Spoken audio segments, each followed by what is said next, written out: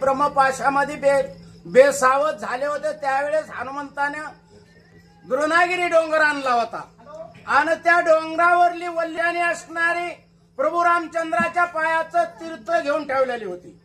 म्हणून असणाऱ्या सुषेण राजाला बोलवलं आणि ती वल्ली लक्ष्मणाला नंतर दुसऱ्या वेळेस अजून दिली. लक्ष्मण सावध झाले आणि बरेच असणारे वानर घायल झालेले होते.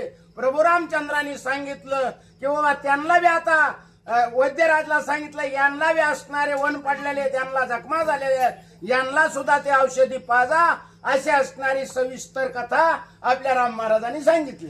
गेला क्लेश श्रीमेशी स्वेद गेली शल्ये बाधा गेला खेद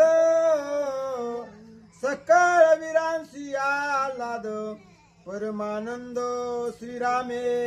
श्वेत गेला म्हणजे जे असणारे पडलेले होते त्यांचा असणारा सगळा कंठाळा गेला त्यांना असणारा शिन राहिला नाही.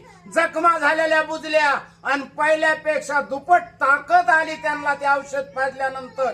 एवढ्या असणारा सगळ्यात उल्हास त्या वानरात झाला आणि प्रभू रामचंद्राला सुद्धा आनंद त्या ठिकाणी झाला. पूर्वील्या बाळापेक्षा दान प्रतापाला पै चौगुण उपमिती अंग वनो गड गरजेन हरिनामे. प्रभू रामचंद्राच्या नामाचा भुभुकार केला वानराने. पूर्वीपेक्षा असणारी ताकद आली पूर्वीपेक्षा बळ आलं पूर्वीपेक्षा उल्हास आला. आताच्या आता आपण रावणाला युद्ध करू रावणासंग आणि रावणाला मारू असा आवेश सगळ्या सैन्यामध्ये आला. बरं राम नामाचा गजेर वानरी केला बुबुकारे संतोषला श्रीरामचंद्र विशले विरे कोणी. ते असणारे सगळे घायाळ पडलेले होते. रामनामाचा भुभुकार केल्यावर प्रभू रामचंद्राला आनंद झाला. माझे वानर सैन्य सावध झाले म्हणले. सगळ्या जखमा बुजल्या सगळ्या असणाऱ्या ताकद आली. सगळ्याला असणारा काय झालं स्वेद गेला शीन गेला आणि सगळ्यांनी प्रभू रामचंद्राचा असणारा भुभुकार केला. जैसे अमरामृत पान तैस्या वानर औषधी जाण करिताची अवग्रानो सुख संपन्न स्वान. जसा असणारा अमृत पाजल्यानंतर अमर होत तसं असणार त्या जे वानर होते ते जे सैन्य होतं प्रभू रामचंद्राचं त्यांना त्या औषधी पाजल्यानंतर ते अमर झाले. जसे देव सुद्धा अमर झाले अमृताने तसे वानर सुद्धा त्या औषधाने अमर झाले. बरं सुखी झाला लक्ष्मण सुखी झाला विभीषण सुखी झाले वानर गण सुख संपन्न सुग्रीव.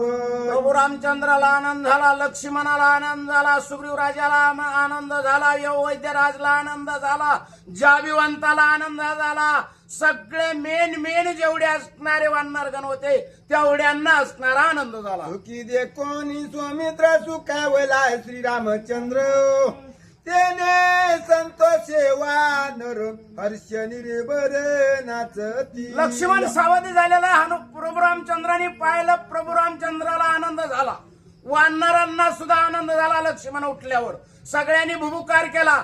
सगळ्या वानराला त्या ठिकाणी आनंद झाल्यानंतर रामनामाचा भुभुकार केला. प्रभू रामचंद्र भगवान की जय. इंद्रजित मारून दुर्धर विजयी झाला सुमित्र वानरी करून जय जयकार हर्ष निर्भर नाच.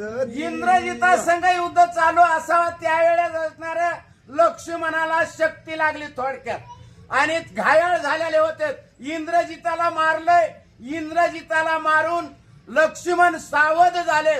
औषधी पाजल्यानंतर सगळ्या वानराला त्या ठिकाणी आनंद झाला. बोला किशुक वृक्ष उचलोनिया उभवोनी पुचागरी गुडिया वानर नाचतील लाया श्रीराम रायाचे निधर्मे. त्यावेळेस काय झालं नाथ महाराज आपल्याला उदाहरण सांगू लागले. किशुक फोडले म्हणजे पळसाचे झाड फोडलेले होते ते उपटिले हातात घेतले शेपटात बांधले आणि राम नामाचा भुभुकार केला. प्रभू रामचंद्र भगवान की जय. एका जनार्दन शरण स्वानंदे उठला लक्ष्मण तेने संतोषला रघुनंदन कथा पावन श्रीरामे. एकनाथ महाराज गुरुला शरण जाऊन जनार्दन स्वामीला शरण जाऊन म्हणू लागले, हा अध्याय संपलाय, आता पुढचा अध्याय गोड आहे, तो उद्याचा अध्याय हो तो सुद्धा अमृतासारखा पावन करणार आहे, गोड आहे असा असणारा अध्याय उद्या आहे म्हणले. असे नाथ महाराजांनी गुरुला शरण जाऊन सांगितलं. बरं, इंद्रजितांची निजकांता सुलोचना पतिव्रताय, तिच्या सत्यत्वाची कथा सावधानता. आता उद्याच्या अध्यायामध्ये इंद्रजिताचा असणारा हात पडला असन सुलोचनेच्या दारात, ती असणारी पतिव्रता आहे, तिचं पतिव्रतेचं काय असतंय म्हणले, हे सगळं असणारं उद्याच्या अध्यायामध्ये दाखवल.